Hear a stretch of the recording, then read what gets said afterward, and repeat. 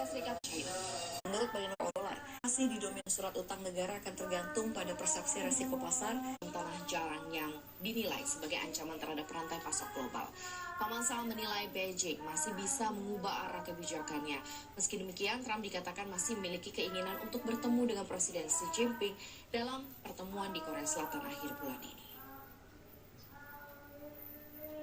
President, you're meeting with President Xi in a few weeks. Yeah. If you can't come to an agreement or a deal at that meeting, are we in for a sustained trade war with China?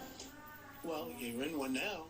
Look, we have 100% tariff. If we didn't have tariffs, we would be exposed as being a nothing. We would have no defense. You know, they've used tariffs on us, but we've never had anybody sitting in that chair that felt the need to do it, and they've allowed us to be $37 trillion in debt, etc., etc.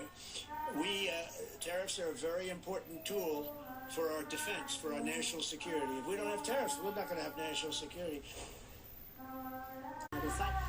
Naik 1,59% hingga mencapai $4.207,51 Amerika Serikat per troy ounce. Kemudian di pagi hari ini harga emas kembali melesat dan sempat menembus posisi ke $4.208,49 Amerika Serikat per troy ounce. Capaian ini saat ini juga membuat harga emas telah sukses melejit 60% di sepanjang tahun berjalan 2025. Kalangan analis atau pengamat forex menilai bahwa hubungan perdagangan Amerika Serikat China yang kembali memanas dalam beberapa memiliki lebih banyak alasan untuk melindungi investasi ekuifikasi ke emas. Tidak hanya itu, sejauh ini pun spekulasi penurunan suku bunga kian kuat. Usai jeda. Mineral kritis yang besar seperti nikel dan bauksit, termasuk adanya keinginan pemerintah untuk menambah eksplorasi minyak dan gas baru. Lebih lanjut, pada level 1% hingga 2%. Prabowo yakin investor asing akan menyaksikan perekonomian yang tumbuh di Indonesia. Forbes Global CEO Conference 2025 di San Regis. Dalam dialog itu, Prabowo mengungkapkan arahan yang diberikan kepada CEO Danantara Indonesia, Rosan Roslani, terkait jumlah perusahaan plat merah.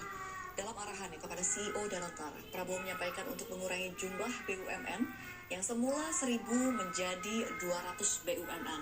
Dalam kesempatan itu, Prabowo juga meminta agar BUMN dikelola dengan standar internasional. Ia pun memerintahkan Danantara Indonesia mencari talenta terbaik untuk mengelola perusahaan plat merah. Prabowo juga mengatakan bahwa saat ini ekspatriat juga sudah bisa memimpin BUMN, supaya BUMN bisa dikelola dengan standar internasional.